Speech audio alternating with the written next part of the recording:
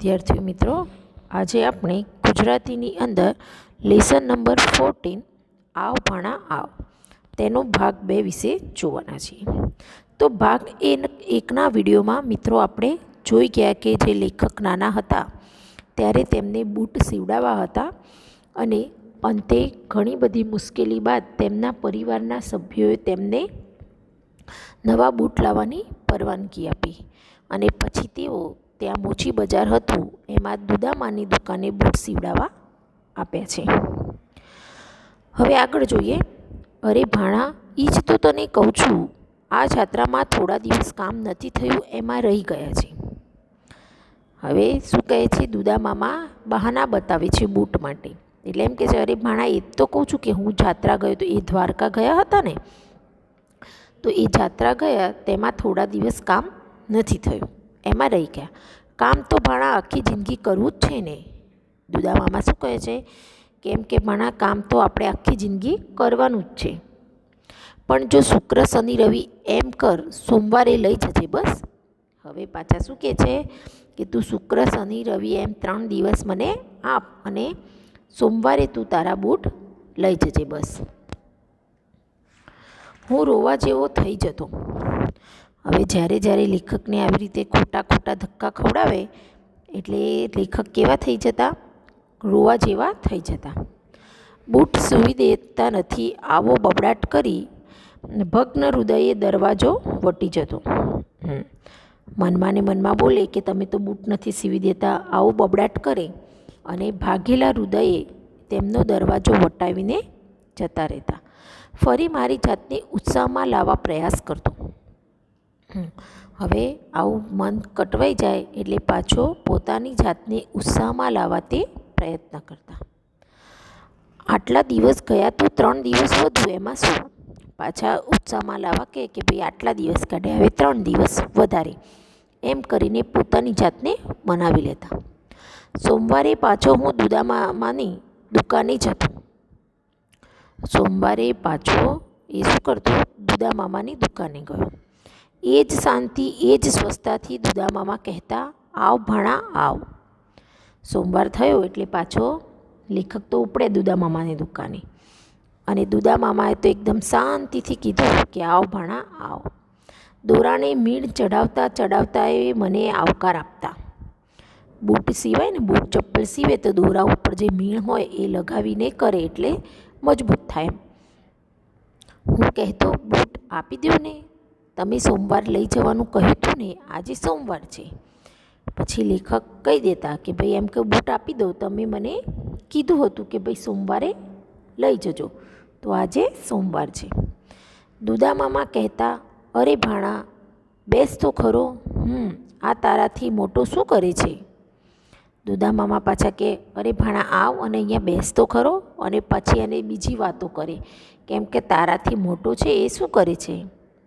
હું કહેતો, અત્યારે પરશુરામ પોટ્રીમાં નોકરી કરી છે. પછી એ પાછો જવાબ પણ આપતો એમ કે અત્યારે પરશુરામ તો પોટ્રી એટલે ચિનાઈ માટીના વાસણો બનાવવાનું જે કારખાનું હોય તેને પોટ્રી કહેવાય, એમ કે ત્યાં નોકરી કરે છે. બસ આટલું સાંભળતા દુદામામાની વાત શરૂ થઈ જતી.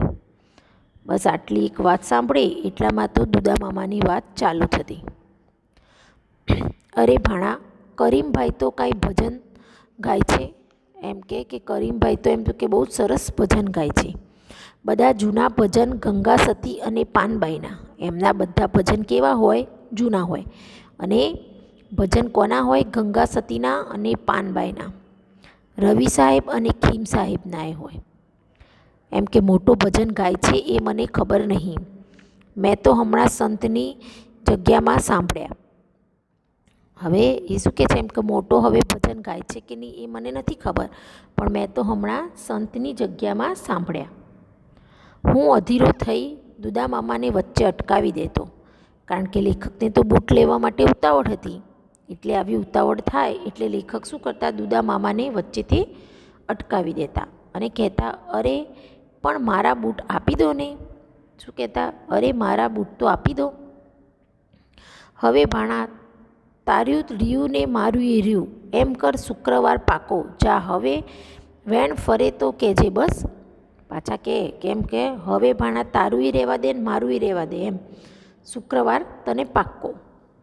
જા હવે મારા વેણ એટલે કે મારા બોલ ફરશે નહીં. આમ મને ફરી વાયદો આપવામાં આવતો. આમ ફરી એમને વાયદો આપ્યો. હું આક્રોશ ઠાલવતો. ગુસ્સો તો આવે ને, આવી રીતે બૂટના ધક્કા ખવડાવે. જોજો શુક્રવારે હું બૂટ લીધા વગર જવાનો નથી. પછી શું કે શુક્રવારે હું તો બૂટ લીધા વગર નહીં જાઉં. ન સીવા હોય તો ના પાડી દો ને, પણ ધક્કા ખવડાવી તોડી નાખો માં. શું કહેતા હતા કે તમારે ના સીવા હોય તો ના કહી દો, પણ મને આવી રીતે ધક્કા ખવડાવીને થકવી ના નાખો એમ.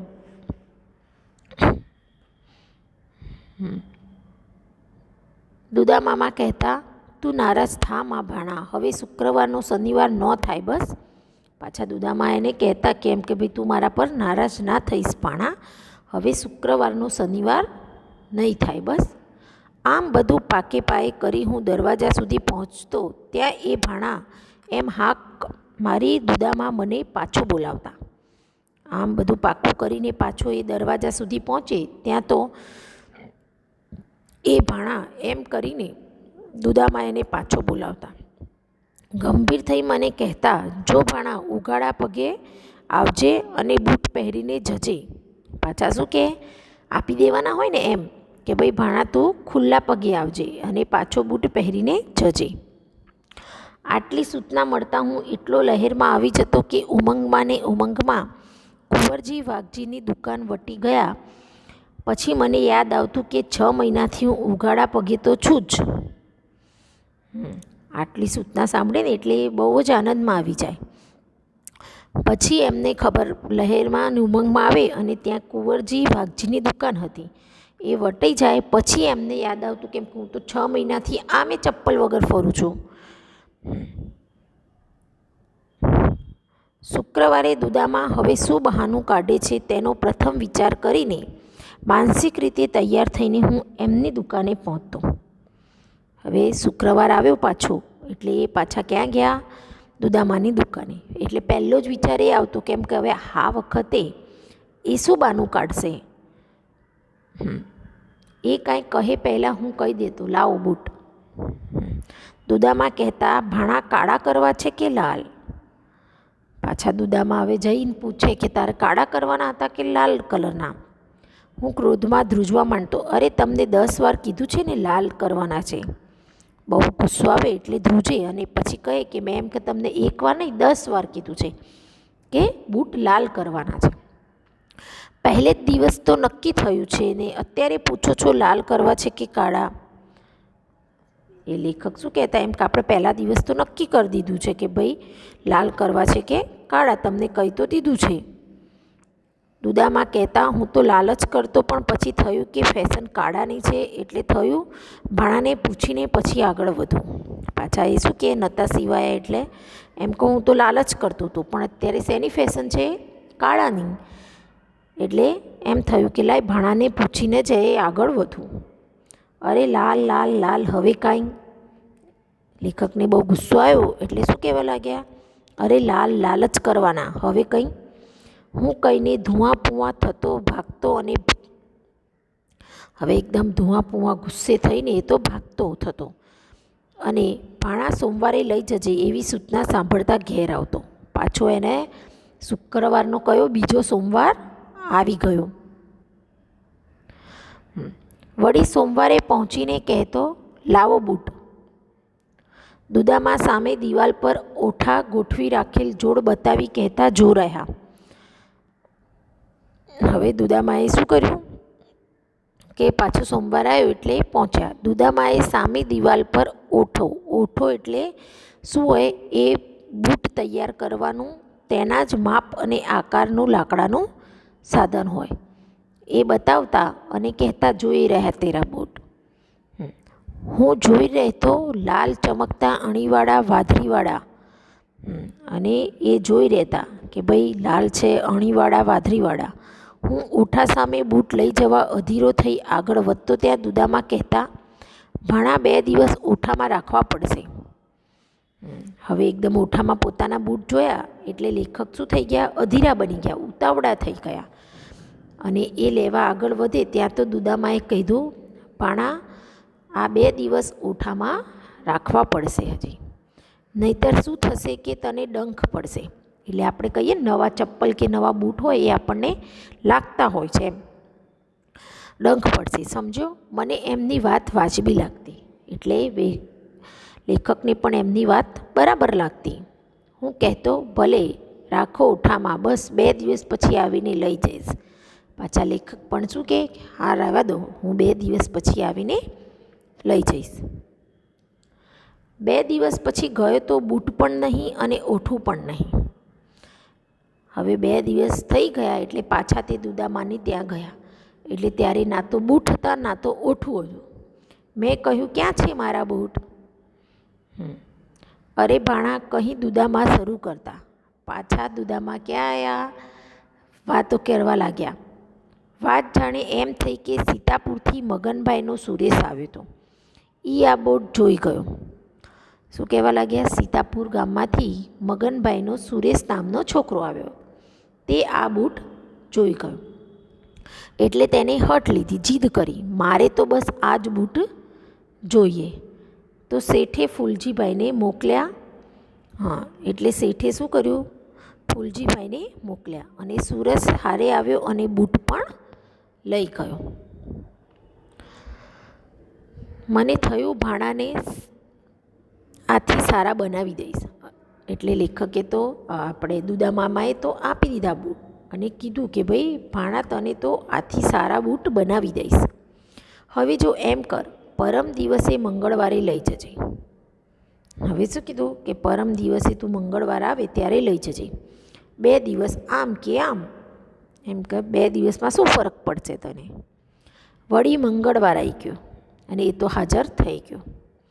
ત્યારે દુદામા એ જ સ્વસ્થતાથી ને એ જ શાંતિથી મેળામાંથી ચોપડો ઉતારી ખોલી મારી સામે મૂકતા મુખ ભાણા પગ. હવે પાછું શું કરે છે? માપ લેવડાવે છે બૂટનું. આજે તો બૂટ આપવાનો વાયદો હતો, ત્યાં તો એ ફરી માપ લે છે. હું અવાચક થઈ ગયેલો, આંખે અંધારા આવી ગયેલા, મારો અવાજ ફાટી ગયેલો, શા માટે આટલું જ બોલી શકેલો? હું એકદમ કેવો થઈ ગયો તો, કંઈ જ બોલી ના શકું તેવો અવાચક થઈ ગયો હતો. અને મારો અવાજ પણ ફાટી ગયો. મને તો જાણે આંખે અંધારા આવી ગયા. એટલે કે શું કરવું ને શું ન કરવું જેવું. અને અવાજ ફાટી જવો એટલે કે ઉશ્કેરાઈને તરડાઈ ગયો, એમ કે શા માટે આટલું જ બોલી શકેલા? આગલું પરમાણુ હાથ વગું નથી રહ્યું? એમ કે આગળ જ અમે જે માપ લીધું હતું, એમ કે એ હજી તમારી જોડે નથી સહેલાઈથી મળી શકે તેવું? મૂળ વાત આમ હતી, તું તને કહી નહોતો શકતો. મને એમ કે ભાણો ખીજાશે. એને શું કીધું કે આગળનું જે પરમાણુ હતું માપ લીધેલું તે મળતું નહોતું. મૂળ વાત આ હતી, પણ હું તને કહી શકતો નહોતો, કારણ કે એમ કે ભાણો ખીજાશે. એટલે આટલા દિવસથી એના બૂટ તો સિવાયા જ નહોતા, પણ હવે આટલા બધા દિવસ પછી કહે છે. આ રીતના બહાના અને મારા અવિરત ધક્કાને અંતે 8 મહિને મને બૂટ મળતા. આવા કેટલા બહાના કાઢ્યા અને અવિરત ગણાય ના તેટલા એમને શું કર્યું? ધક્કા ખાધા. અને આ ધક્કા પછી 8 મહિને તેમને બૂટ મળ્યા. મારી આકરી તપસ્યાનો અંત આવ્યો. એમ કે આટલું બધું તપ કર્યું પછી તેનો એક દિવસે અંત આવ્યો. દુદામાએ સાચે જ મને બૂટ આપતા. એ દિવસે દુદામાએ સાચે જ બૂટ આપ્યા. વડીલોની બારોબાર મળેલી સૂચના મુજબ બૂટ એક આંગળ મોટા સીવાતા. હવે આ બૂટ આપણે તો અત્યારે માપ લઈએ, પણ પહેલાં તો વડીલોની એવું હોય કે બૂટ હોય એ એક આંગળા થોડા મોટા લેવાના, એમ જેથી 2 વર્ષ વધુ ચાલે. પણ મને તો બૂટ મળ્યાનો અનહદ આનંદ થતો. હવે એ પહેરીને હું નીકળતો તો મને બજાર સાંકડી લાગતી. જોકે મેળા, લગ્નગાળો, પરીક્ષા, દિવાળી એવા બૂટ પહેરવાના પ્રસંગો તો એમને એમ જ વીતી જતા. પણ છેવટે બૂટ મળ્યાના આનંદમાં અગાઉનો વિષાદ નાશ પામતો. હવે લેખકને બૂટ મળ્યાનો એટલો બધો આનંદ હતો કે આગળ બૂટ મળ્યાના જેટલા સમયો વીતી જતા એનું દુઃખ નાશ પામી ગયું. જ્યારે જ્યારે નવા બૂટની મારી માંગણી મંજૂર થતી ત્યારે ત્યારે અહીં વર્ણવેલા બધા દ્રશ્યો ફરી ફરી અચૂક ભજવાતા. લેખક જ્યારથી પણ નાના હતા અને જ્યારે પણ બૂટની માંગણી થતી મંજૂર થતી ત્યારે આજે આગળ આપણે જેટલું પણ સાંભળ્યું, કેટલા અવિરત ધક્કા ખાધા, એ બધા દ્રશ્યો ફરી એમના સાથે બનતા. વારના નામમાં ફેર પડે પણ વાયદાની રીતમાં ફેર ન પડે. શું થાય? વાર હોય ને અઠવાડિયાનો, એ નામમાં ફેર પડે પણ તેમની જે વાયદાની રીત કરવા હતી એમાં ક્યારેય પણ ફરક પડતો નહીં. આજે ધક્કા ખાધાનું દુઃખ ભૂલાઈ ગયું છે. આજે શું થયું છે? જે ધક્કા ખાધા તેનું દુઃખ ભૂલાઈ ગયું. બૂટ મળ્યા વખતનો આનંદ રહ્યો હતો, ધક્કાનું દુઃખ ભૂલાઈ ગયું અને જે બૂટ મળ્યા તેનો આનંદ યાદ રહ્યો. દુદામાનો સ્નેહ નીતરતો અવાજ હજુ એ કાનમાં પડઘાયા કરે છે. દુદામા જ્યારે પણ વાયદા કરતા ત્યારે પ્રેમથી કરતા, એટલે એમનો અવાજ હજી લેખકના કાનમાં પડઘા કરી છે. એમ કર ભાણા, સોમ મંગળ અને જો બુધવાર પણ જવા દે, એમ કર ગુરુવારે લઈ જજે. વાર પણ સારો ગણાય, આજે નવા બૂટ લેવાના થાય છે ત્યારે આ સ્નેહભીનો અવાજ અચૂક યાદ આવે છે. લેખકને હજી પણ આ ઉંમરે જે દુદામામાં પ્રેમથી કહેતા હતા ને એવા સ્નેહભીનો પ્રેમભર્યો જે અવાજ છે તે એમને આજે પણ અચૂક યાદ આવે છે. સાચું કહું છું, આજે મોંઘા બૂટ પહેરતાએ એટલો આનંદ નથી થતો જેટલો આનંદ દુદામામાં એ અનેક વાયદા પછી સીવેલા આપેલા બૂટ પહેરીને થતો. લેખક શું કહે છે? કેમ કે હું સાચું કહું છું કે આજે જેટલા મોંઘા બૂટ પહેરતા જેવો એટલો આનંદ નથી થતો ને એટલો ક્યારે થતો હતો જ્યારે નાના હતા અને દુદામા અનેક વાયદા પછીને જે બૂટ સીવીને આપતા અને એ પહેરીને જે આનંદ થતો એ અત્યારના આ મોંઘા બૂટમાં પણ નથી થતો. આમ લેખકને બહુ મોટી તપશ્ચર્યા કર્યા પછી આ બૂટ દુદામા સીવીને આપે છે અને એનો આનંદ અને એનો જે અવાજ છે એ લેખક અત્યારે પણ ભૂલ્યા નથી. અને આ જે હાસ્ય કથા છે તે સજ્જન મિત્રોના સંગાથે માંથી લેવામાં આવેલી છે.